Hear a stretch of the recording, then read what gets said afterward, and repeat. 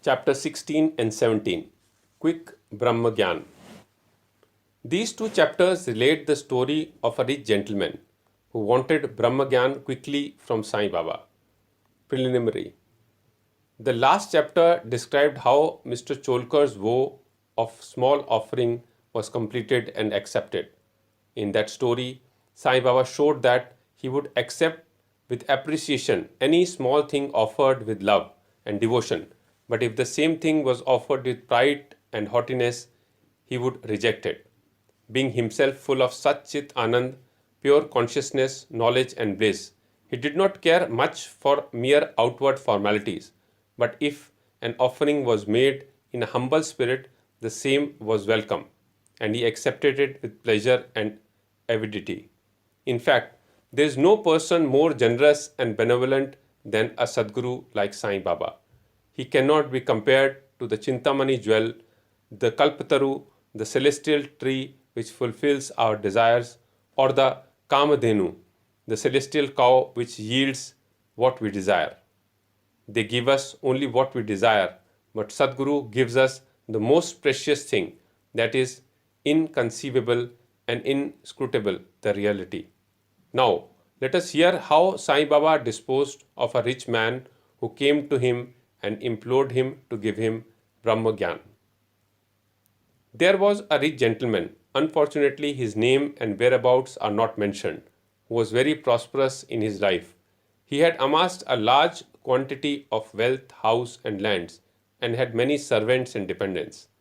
When Baba's fame reached his ears, he said to a friend of his that he was not in want of anything, and so he would go to Shirdi and ask Baba to give him Brahma Gyan, which, if he got, would certainly make him more happy. His friend dissuaded him, saying, "It is not easy to know Brahma, especially so for an avaricious man like you, who is always engrossed in wealth, wife and children. Who will in your quest of Brahma Gyan satisfy you, who does not give even a paisa in charity?" Not minding his friend's advice, the fellow engaged a return journey tanga and came to Shirdi.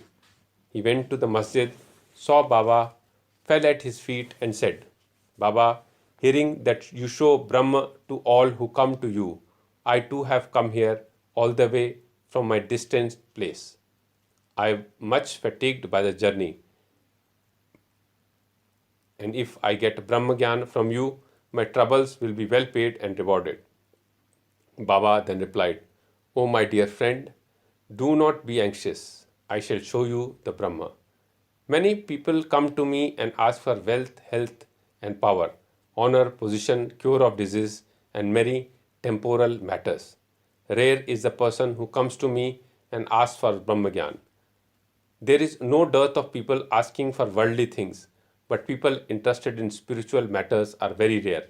I think it is a fortunate and auspicious moment when persons like you come and ask me for Brahma Gyan. So, forthwith, I show you with pleasure Brahma with all its accompaniments and complexities." Saying this, Baba started to show him Brahma. He made him sit there and engaged him in some other talk and thus made him forget his question for the time being. Then he called a boy and told him to go to a Nandu Marwadi and get from him a loan of ₹5. The boy left and returned immediately, saying that the Nandu was absent and his whole house was locked. Then Baba asked him to go to Bala Grocer and get from him the said loan. This time also the boy was unsuccessful. This experiment was repeated again thrice or twice with the same results. As we know, the living and moving Brahma incarnate. Then someone may ask, why did he want the paltry sum of ₹5 and why did he try hard to get it? In reality, he did not want this sum at all. He must have known fully that Nandu and Bala were absent, and he seemed to have adopted this procedure as a test for the seeker of Brahma. That gentleman had a roll or bundle of currency notes in his pocket, and if he was really earnest, he would not have sat quiet and be a mere onlooker when Baba was really trying to get a paltry sum of rupees 5. He knew that Baba would keep his word and repay the debt, and that the sum wanted was insignificant. Still, he could not make up his mind and advance the sum. Such a man wanted from Baba the greatest thing in the world, viz. The Brahma Gyan. Any other man who really loved Baba would have given to him rupees 5 at once instead of being a mere onlooker. It was otherwise with this man. He advanced no money, nor did he sit silent, but began to be impatient as he was in a haste to return and implored Baba, saying, "Oh Baba, please give me Brahma Gyan soon." Baba replied, "Oh my dear friend, did you not understand all the procedure that I have gone through sitting in this place for enabling you to see Brahma? It is, in short, this. For seeing Brahma, one has to give 5 things, that is, surrender 5 things, viz. First, 5 pranas, vital forces. Second, 5 senses. Third, mind. Fourth, intellect. And fifth, ego. This path of Brahma Gyan or self-realization is as hard as treading on the edge of a razor. Sai Baba then gave a rather long discourse on the subject, the purport of which is given below.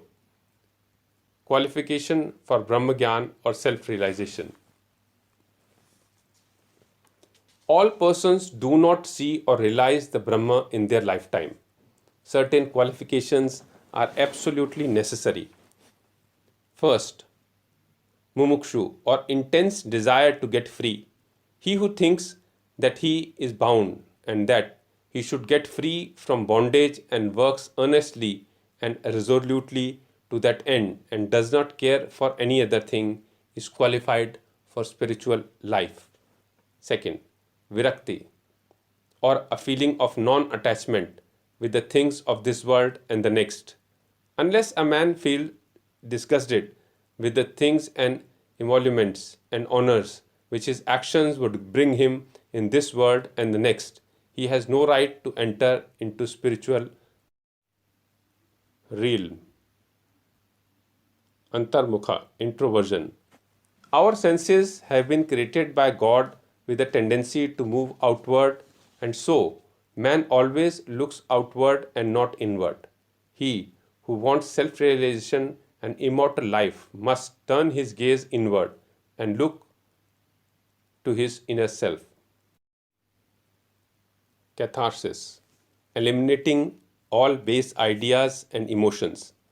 Unless a man has turned away from wickedness and stopped from doing wrong and has entirely composed himself, and unless his mind is at rest, he cannot gain self-realization even by means of knowledge. Fifth, right conduct. Unless a man leads a life of truth, penance, and insight, a life of celibacy, he cannot get God realization. Sixth, preferring shreyas, the good, to prayas, the pleasant. There are 2 sorts of things, viz. The good and the pleasant. The former deals with spiritual affairs and the latter with mundane matters. Both these are open to man for acceptance. He has to think and choose one of them. The wise man prefers the good to the pleasant, but the unwise,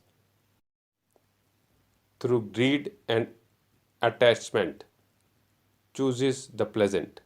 Control of the mind and the senses. The body is the chariot and the self is its master. Intellect is the charioteer and the mind is the reins. The senses are the horses and sense objects are their paths. He who has no understanding and whose mind is unrestrained has his senses unmanageable. Like the stray horse of a charioteer does not reach his destination, get self-realization, but goes through the round of births and deaths. But he who has understanding and whose mind is restrained has his 5 senses under control. Like a good obedient horse of a charioteer reaches the destination, that is the state of self-realization, whence he is not born again. The man who has understanding as his charioteer guide and is able to rein his mind reaches the end of the journey, which is the supreme abode of the all-pervading Vishnu, Lord. Eighth, purification of the mind. Unless a man discharges satisfactorily and disinterestedly the duties of his station in life, his mind will not be purified, and unless his mind is purified, he cannot get self realization. It is only in the purified mind that Vivek, disattachment to the unreal, crop up and lead on to self realization. Unless egoism is dropped, avarice got rid of, and the mind made desireless pure, self realization is not possible. The idea that I am the body is a great delusion, and the attachment to this idea is cause of bondage. Leave off this idea and attachment, therefore, if you want to reach the goal of self realization. Ninth, the necessity of a guru. The knowledge of the self is so subtle and mystic that no one can, by his own individual effort, ever hope to attain it. So, the help of another person, teacher, who has himself got self realization is absolutely necessary. What others cannot give with great effort and pains can be easily gained with the help of such a teacher, for he has walked on the path himself and can easily take the disciple step by step on the ladder of spiritual progress. And lastly, the grace of the Lord is the most essential thing. When the Lord is pleased with anybody, he gives him vivek and vairagya and takes him safe beyond the ocean of mundane existence. The self cannot be gained by the study of Vedas, nor by intellect, nor by learning. He whom the self chooses gains it. To him the self reveals its nature, says Katha Upanishad. After the dissertation was over, Baba turned to the gentleman and said, "Well, sir, there is in your pocket the Brahma in form of 50 times of 5, rupees 250 rupees. Please take that out." The gentleman took out from his pocket the bundle of currency notes, and to his great surprise, found on counting them that there were 25 notes of 10 rupees each. Seeing this omniscience of Baba, he was moved and fell at Baba's feet and craved for his blessing. Then Baba said to him, "Roll up your bundle of Brahma, viz. currency notes. Unless you completely get rid of your avarice or greed, you will not get the real Brahma. How can he whose mind is engrossed in wealth, progeny, and prosperity expect to know the Brahma without removing his attachment for the same?" The illusion of attachment or love for money is a deep eddy whirlpool of pain, full of crocodiles in the form of conceit and jealousy. He who is desireless can alone cross this whirlpool. Greed and Brahma are asunder as pole. They are eternally opposite to each other. Where there is greed, there is no room for thought or meditation of Brahma. Then how can a greedy man get dispassion and salvation? For a greedy man, there is no peace, neither contentment nor steadiness. If there be even a little trace of greed in mind, all the sadhana, spiritual endeavors, are of no avail. Even the knowledge of a well-read man who is not free from the desire of the fruit or rewards of his actions is futile and cannot help him in getting self-realization. The teachings of a guru are of no use to a man who is full of egoism and who always thinks about the sense objects. Purification of mind is absolutely necessary. Without it, all our spiritual endeavors are nothing but useless show and pomp. It is therefore better for one to take only what he can digest and assimilate. My treasury is full, and I can give anyone what he wants, but I have to see whether he is qualified to receive my gift. If you listen to me carefully, you will be certainly benefited. While sitting in the masjid, I never speak any untruth.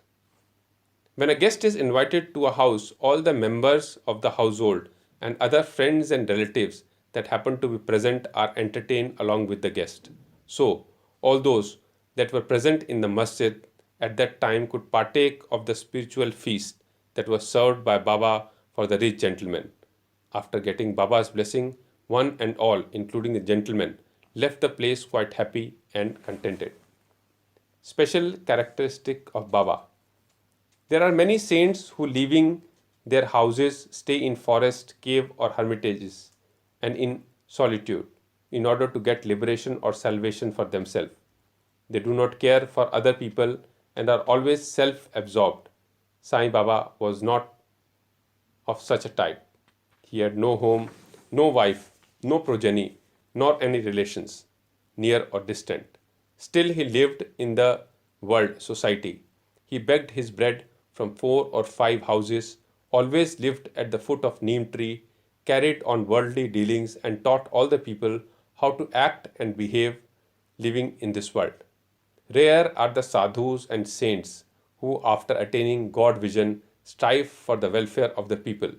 Sai Baba was foremost of these, and therefore, says Hemat Pant, blessed is the country, blessed is the family, and blessed are the chaste parents where this extraordinary, transcendent, precious, and pure jewel Sai Baba was born.